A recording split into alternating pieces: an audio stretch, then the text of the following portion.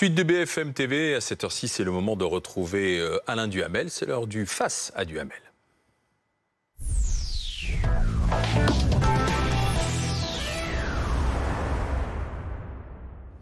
Avec aujourd'hui en débatteur le grand rabbin de France, Haïm Corsia. Bonsoir. Bonsoir. On va bien sûr revenir sur cette marche contre l'antisémitisme. Bonsoir Alain. La semaine dernière, vous aviez évoqué cette manifestation et vous avez même donné un étiage, presque pris un pari. On va vous Je dirais pas un pari, mais un étiage. Et vous aviez pris un risque aussi. Voilà. Absolument. Et on va vous réécouter et puis on en parle. Si, par hypothèse, il y a 30 000 personnes dimanche, c'est une catastrophe. Bien sûr. S'il y en a 100 000, c'est un échec. S'il y en a 300 000, c'est un succès. Donc, 100 000 hier à Paris, 180 000 dans toute la France. Toute la France. Moi, je parlais de Paris, alors, en l'occurrence. on est entre quoi? Semi-échec, demi-succès, échec?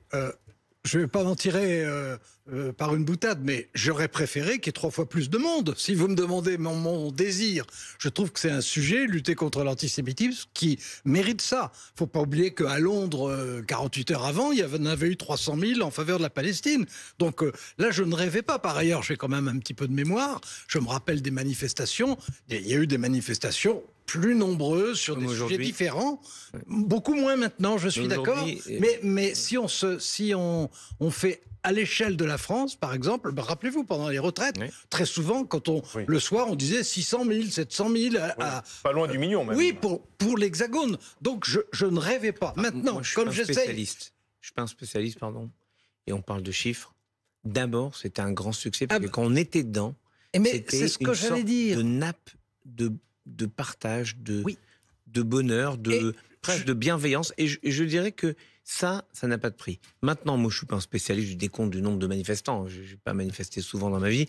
Mais vous voulez me dire, pardon, je suis quand même pas complètement idiot et j'ai une maigre connaissance, mais tout de même, des matchs de football. Ça, c'est ma vie. Vous allez me dire que toutes les personnes qui avaient rentré quasiment au Stade de France, même pas en rêve. Parce que quand on est arrivé, moi j'étais tout devant à tenir la banderole, quand on est arrivé au Luxembourg, les gens commençaient seulement à bouger. Oui, mais on aux l'a vu. Invalides. On Donc l'a vu, on n'est pas 105 000, je ne sais pas comment c'est le décompte. Moi, je ne vais pas vous dire... Vous remettez en cause les chiffres de la préfecture. Non, j'en sais rien, mais je dis attendez. simplement, la perception, on parle beaucoup de perception ce temps-ci, la perception, c'est que nous étions nombreux, et en tout cas, tous ceux qui étaient le faisaient au nom des 60 millions de Français.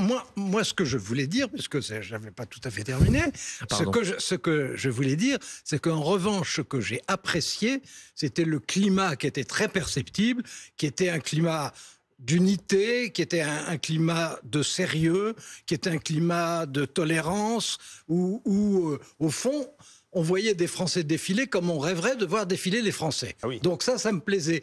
Donc je pensais en regardant ça, j'ai passé toute la journée à regarder, enfin depuis que ça a commencé, je me disais, il y a la qualité et j'aurais rêvé qu'il y ait encore plus de quantité. Alors, voilà. Donc, pardon.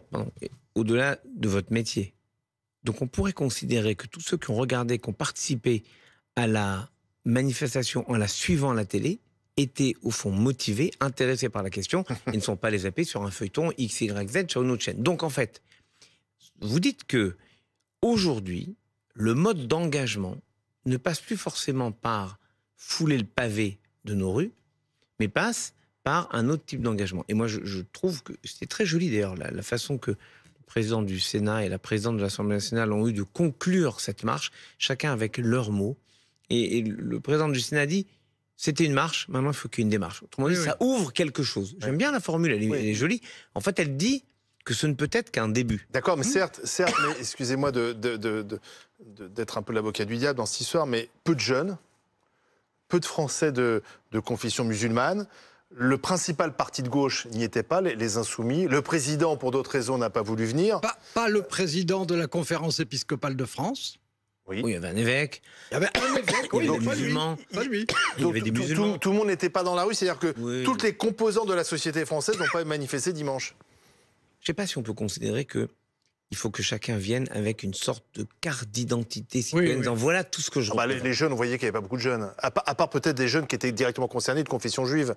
Mais c'était quand même une manifestation où les cheveux blancs étaient plus nombreux que les cheveux Mais c'est vrai jeunes. c'est vrai Les qu'il y avait cheveux jeunes. ce que j'ai trouvé de positif, c'est qu'il y avait visiblement un esprit de concorde. Or la concorde, c'est très souvent ce qui manque à la France. Et là, c'était un bon sujet pour qu'il y ait de la concorde. C'était même bon enfant. Dans la Oui, manifestation, oui. c'était bon enfant. C'était poli. Non. Bon, Si. C'était poli, si vous voulez, au sens de Recueilli. policier, courtois. courtois, des applaudissements, des centaines et des centaines, peut-être des milliers de personnes massées au bord de la manifestation, à pouvoir suivre cette manifestation d'une certaine manière et participer. Voilà ce qui est important. Alain Duhamel. Oui, moi j'ai un regret, comme je l'avais dit également avant le week-end, j'assume, j'ai un regret, c'est qu'il n'y ait pas eu au moins un quart d'heure pour ouvrir la manifestation Emmanuel Macron, et d'ailleurs de préférence Emmanuel Macron et Brigitte Macron. Ah, il aurait pu venir, Non, rester mais- 10 minutes. Oui, et oui, pas- oui, oui, oui, oui, oui, oui. ça a été envisagé à un Bien moment. sûr. Mais Mais pourquoi il a renoncé, alors je trouve que ça aurait été un symbole supplémentaire. Ça n'empêche que ce qui a eu lieu était positif, mais ça aurait été un symbole supplémentaire. Alors, je sais bien qu'il doit tenir Mais compte ça, des équilibres pardon, internationaux. c'est une Ah, forme de attendez, pinaillage, des- comme mes amis. Non, non, mais Pinaillage, qui était pas... quelle Pinaillé. couleur, la gabardine. Oui, Non, oui, non, oui, non, oui, non. pinailleur. Enfin, le président Macron, Non, c'est pas non. du pinaillage. Non, je dis simplement, le président a appelé à manifester, à Oui, venir non, mais dans un texte rare, un texte La lettre, rare, la lettre qui a été un publiée dans le texte Parisien. rare du président de la République qu'on peut voir sur le site de l'Élysée. Je l'ai encore relu tout à l'heure pour être certain bien des mots de l'équilibre. Il a clairement appelé à participer à toutes les manifestations. Mais non, mais attendez, je vous dis pas le contraire. Je vous c'est dis, pas la bonne stratégie. Je vous dis que je comprends très bien pourquoi, pour des raisons internationales, parce qu'il y a les négociations sur les otages aussi peut-être, etc. Il était obligé de réserve. C'est pour ça qu'il a fait une Non, mais intervention. comme il nous l'a dit ce matin. Une Il nous a intervention. rencontrés Attendez, ce matin. attendez. Une intervention le vendredi et puis une autre le samedi de correction, etc. Bon, et que par ailleurs, il a été, et là je vous suis sur ce point, totalement clair. Sa lettre dans le Parisien était impeccable et il a encouragé les gens à y aller. Reste que c'est pas à vous que j'apprendrai ça et ça n'est pas vous qui me direz le contraire. Quand il y a une grande manifestation, quand il y a un grand acte social en règle générale, il y a une part de sentimentalité, d'affectivité et qu'il y avait un petit plus qu'il aurait pu apporter. Et je comprends pourquoi Oui, il mais ne l'a alors, pas fait, mais je regrette qu'il ne l'ait pas fait. Qu'est-ce qu'il vous a dit ce matin? Vous l'avez vu ce matin avec les autres représentants On du a rencontré avec des les cultes, autres cultes en France. Et un autre culte a parlé, une personne dans la réunion a parlé d'une manifestation qui a lieu dimanche prochain. Et il nous dit, vous voyez, si j'avais été dimanche dernier, hier donc, j'aurais été obligé d'aller aussi dimanche, et le dimanche suivant, et un autre dimanche. Alors vous allez me dire, oui mais enfin, est-ce qu'il y aurait toutes les semaines des manifestations à l'appel du président du Sénat et de la présidente de l'Assemblée Oui, et nationale sur un sujet les de ce valeurs de la genre, République et au sur moment où ça se l'antisémitisme. passe, et au moment où ça Mais se passe. la question, c'est que chacun, et ça, je le conçois. Mais- Si j'aurais pu aimer qu'ils viennent dans une sorte de. Mais ce texte-là, pour moi, hein, le texte disait peut-être plus qu'une présence, c'est que je ne peux pas être moi seul la République. En disant, puisque le président est là, c'est une réussite de manifestation. Il faut que les citoyens, les citoyennes se mobilisent parce que c'est un grand principe. On ne peut pas être seul à faire les choses s'il n'y a pas un mouvement. Or, ce mouvement, moi, je l'ai vu. Peu importe le chiffre, je ne vais pas pinailler sur le chiffre. Je l'ai vu parce que n'oublions pas la province. Et des rassemblements comme Lyon, où il y a eu un monde fou, des villes comme Bayonne ont aussi eu des rassemblements. Donc vous êtes rassuré, vous vous sentez moins seul aujourd'hui? Évidemment, on se sent moins seul. Et maintenant, on peut faire ce travail qui consiste, ce que j'ai demandé d'ailleurs à la sortie de la réunion avec le président de la République, à faire de la lutte contre l'antisémitisme une vraie grande cause nationale avec les moyens afférents, avec le fait d'augmenter par exemple le budget de la DILCRA, qui ne s'occupe pas, alors je vais rassurer ceux qui pensent qu'on s'occupe que de nous, qui ne s'occupe pas que de l'antisémitisme. C'est délégation interministérielle de lutte contre le racisme, l'antisémitisme, la lutte LGBT, etc. Donc toutes les discriminations. Il y a beaucoup de choses à faire, on le sait très bien, Voilà. notamment à commencer par l'éducation nationale. On sait très bien que c'est pendant la scolarisation que les enfants puis les adolescents intègrent un certain nombre de valeurs ou ne les intègrent pas, ou même portent des valeurs antagonistes. Et Mais d'ailleurs, le président... qu'il y a un grand travail à Ça faire. passe par des cours d'histoire, notamment. Bah oui, les cours d'histoire, d'éducation civique, c'est fait pour ça, et c'est fait pour ça. Mais depuis que la France est une république, Enfin, pardon, mais quand on apprend que ce sont des gamins qui chantaient des chants antisémites dans le métro, on se dit qu'il y a du boulot à faire. l'éducation Pardon, nationale moi, n'a pas fait son boulot. On se dit qu'il y a du boulot à faire. Non, pardon. Je veux bien qu'on incrimine l'éducation nationale, on les met toutes les sauces, les pauvres, ils ont déjà assez à faire comme ça. Moi, je vous demande, qui leur a appris ces chants? Et relisez le général Dourakine dans la comtesse de Ségur. Oui, merci. Oui. C'est toujours clair et net, la comtesse de Ségur. Le général Dourakine rentre chez la comtesse, et le petit gamin dit, le général est un dictateur. La comtesse, folle de rage, dit, mais n'écoutez pas, général, ce n'est qu'un petit perroquet. Et le général dit, je sais, comtesse, les perroquets répètent ce qu'ils entendent. Donc la question que je vous pose n'est pas sur les enfants qui ont chanté ces chants, mais où ils ont appris. Sur les réseaux sociaux?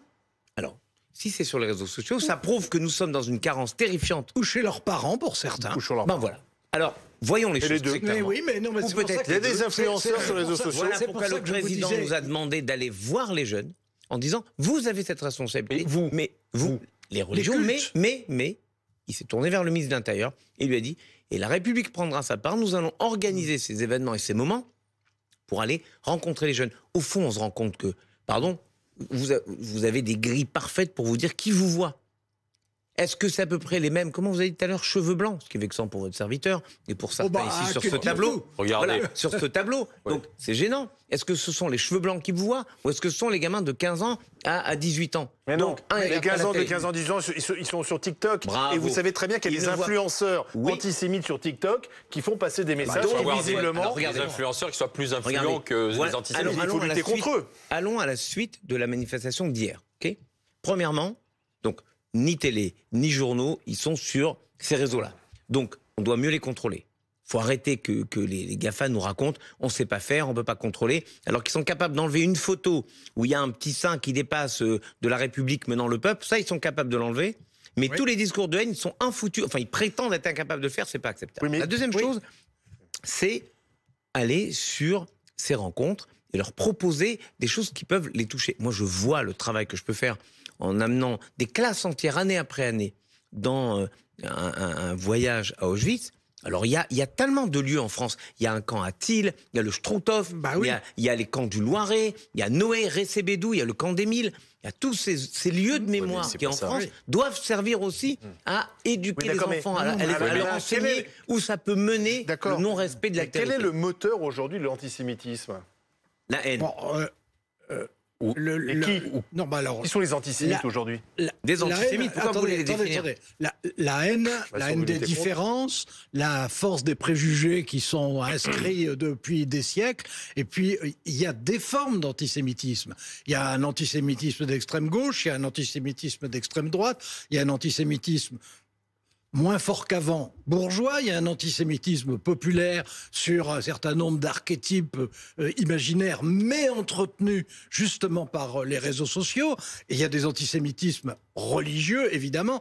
Je dirais même que Oui, mais- on est un peu passé de ce point de vue de la lutte des classes à la lutte des religions et que ça n'est pas la meilleure des nouvelles dans cette affaire. Il y a des antisémitismes auxquels on ne peut répondre que sur plusieurs plans en même temps. Bien sûr qu'il y a les réseaux sociaux, qu'il y a l'éducation, qu'il y a les parents, qu'il y a Oui, les mais- copains et toutes les activités sportives, par exemple. Les activités sportives, il y a du boulot à faire là pour lutter contre le racisme et contre l'antisémitisme et contre les racismes. Et le d'ailleurs. prosélytisme. Alain Duhamel a Et le raison. prosélytisme. Parce que là, Pardon, attendez, mais est-ce que pardon, c'est pas Alain un Duhamel anti- a raison. Attendez, parce attendez, que monsieur regardez Robert. regardez Monsieur la Corsia. haine dans les stades. Vous trouvez normal qu'un joueur noir, aussi talentueux soit-il, se fasse insulter parce qu'il est noir avec des cris de singe? Ouais. C'est une honte. Mais ceux qui font ça l'ont bien appris quelque part. On leur a bien dit, ce ne sont pas des hommes comme toi. Donc, Et les chants. et les chants, Et les chants qu'on entend insupportables. dans les Donc, chants qu'on entend dans Je les pense stades. qu'à un moment, il faut être capable de dire que la haine et la violence envahissent notre société. On ne peut pas dire que c'est uniquement sur Internet. Non, non. Internet et la vie réelle sont perméables. Il faut donc être capable de lutter contre ça aussi. D'accord, mais sauf qu'aujourd'hui, cette résurgence, elle est liée à ce qui se passe aussi à Gaza. Donc c'est un antisémitisme qui est lié Évidemment. à un anti-Israël et ce qu'on Non, mais- appelle mais- communément mais- l'antisionisme. non, Donc mais- là, le lien... Qui est un antisémitisme, clairement. Mais L'antisionisme C'est pas de la manifestation De toute- politique de toute ou façon, dire... C'est un antisémitisme. Non, Quand mais vous leur demandez de citer une ville de Gaza, je serais curieux de les entendre. La réalité, c'est que c'est une forme de rejet, une autre façon de dire mort aux Juifs. Et d'ailleurs, les manifestations en 2014, je me souviens, ça m'avait percuté, hurlé, les manifestants hurlaient en 2014, Montjuïc, dans Alain Duhamel. ici à Paris. Mais il y a de toute façon un antisémitisme latent, comme il y a d'ailleurs une islamophobie latente aussi. Hein. Et puis, dès qu'il y a un événement déclencheur, à ce moment-là, on voit ce à quoi on assiste maintenant, c'est-à-dire brusquement une multiplication d'actes, la nécessité de répliquer. Mais ça, je dirais que c'est au moment de l'événement, dans les semaines qui suivent, peut-être dans les mois, mais qu'il y a le travail de fond, parce que pour qu'il puisse y avoir ces surgissements comme celui qu'on voit en ce moment, il faut qu'il y ait un fond qui était entretenu, qui était peu à peu intégré. Il faut avoir inculqué des idées fausses pour arriver à ensuite des comportements aberrants. Hier, une partie de la gauche n'était pas là. La France Insoumise, qui est le premier parti à gauche, a refusé d'y être, à l'exception de 3 députés, Ruffin, Autain et Corbière, qui étaient à Strasbourg. Qu'est-ce que ça vous fait parce que la gauche, a priori, devrait être dans la rue pour dénoncer l'antisémitisme, le racisme. Pourquoi cette gauche c'est celle qui est majoritaire à l'Assemblée nationale dans le camp de la gauche. C'est celle qui domine. Bien, mais vous pouvez l'appeler extrême, mais c'est celle qui domine. Qu'est-ce qu'il faudrait faire quand on est numériquement, c'est pas Léniel qui avait dit ça en 1980, s'ils sont numériquement plus nombreux, alors majoritairement leurs idées, elles sont légitimes. Parce que quoi, elles sont pas légitimes, elles dominent. Si une idiotie est portée par une majorité, ça devient légitime. Moi, je suis pas d'accord avec ça. J'estime que ils ont jeté de l'huile sur le feu sur une situation qui était déjà lourde, tendue. D'abord en stigmatisant cette manifestation, en oblitérant complètement son côté républicain, ouvert à tous et à toutes. Droite, extrême droite, avait du Jean-Luc. Ouvert à tous. Je connais. C'est ce qu'il a dit. La présidente de l'Assemblée et le président du Sénat ont appelé les citoyens et les citoyennes à venir au-delà des engagements de parti. Maintenant, je vais vous dire, Alain Duhamel a raison. Je sais bien que quand vous faites un débat, vous dites qu'on ne soit pas d'accord, mais je ne peux pas dire autre chose que je suis d'accord avec lui, en l'occurrence. Jean-Luc Mélenchon a dit ceux qui seront dimanche dans la rue soutiennent le massacre ou ceux qui massacrent à Gaza. Mais c'est tellement outrancier qu'à un moment, il faut arrêter de faire de ce qu'il dit l'alpha et l'oméga de la pensée et politique et spirituelle ou morale en France. Alain Duhamel, quand il parle de, je traduis avec mes mots, de substrat d'antisémitisme, au fond, ça montre la nouvelle étape. Moi, je ne demande pas ce qu'on aime le judaïsme, mais la rencontre avec l'autre. Je me rends compte qu'il y a, et c'est un des participants à la réunion ce matin chez le président qui a dit, je vais dans des quartiers, faire des conférences. Je me rends compte qu'il y a des jeunes à qui je pose la question qui n'ont jamais rencontré un juif de leur vie. Voilà. Donc il y a des jeunes qui n'ont jamais vu un juif de leur vie. Qui le détestent. Qui n'ont jamais vu une juive de leur vie. Et donc qui sont portés uniquement par les préjugés. Et donc il faut casser cela. Et donc je pense qu'il faut aller au-delà de simplement lutter contre l'antisémitisme. Il faut peut-être essayer de montrer les apports du judaïsme à la société. Alors je ne veux pas faire du philosémitisme, mais au moins qu'il y ait ce respect pour ce que le judaïsme a apporté à la France. Non, il y a un antisémitisme latent, il y a un anti-islamisme latent aussi. Les deux sont répréhensibles, les deux ont à la fois des explications qui sont circonstancielles. Bon, voilà, Gaza, c'est une explication circonstancielle. Qu'est-ce qui s'est passé avant, encore plus? Bon, chronologiquement... il y a des éléments déclencheurs, mais sur un fond qui demande un travail. Mais au Moyen-Âge, des paysans qui crevaient de faim et qui n'avaient jamais rencontré un juif de leur vie, ils étaient dans des petits villages, dans des hameaux, étaient persuadés que s'il y avait la peste, c'était les juifs, que si le prix du blé augmentait, c'était les juifs. Donc c'est un combat éternel. Remarquez le président... mais contre lequel il faut se bagarrer. Remarquez, le président tunisien a bien dit très sérieusement que s'il y avait une tempête qui s'appelait Daniel, c'était la faute des sionistes. Or, c'est les services météo grecs qui avaient nommé cette tempête Daniel. Faut juste, non, mais c'est pas grave. C'est tellement incroyable qu'on se dit, mais c'est une blague. Le président tunisien, qui est censé être un grand intellectuel, qui est un professeur d'université connu, c'était leur vedette en droit constitutionnel. Le moins qu'on puisse dire, c'est qu'il utilise lui-même des clichés qu'on s'attend à entendre plutôt en classe de 6e. Et encore. Merci Haïm Corsia, merci Alain Duhamel. Alain, on vous retrouve demain, bien sûr. Merci Haïm Corsia.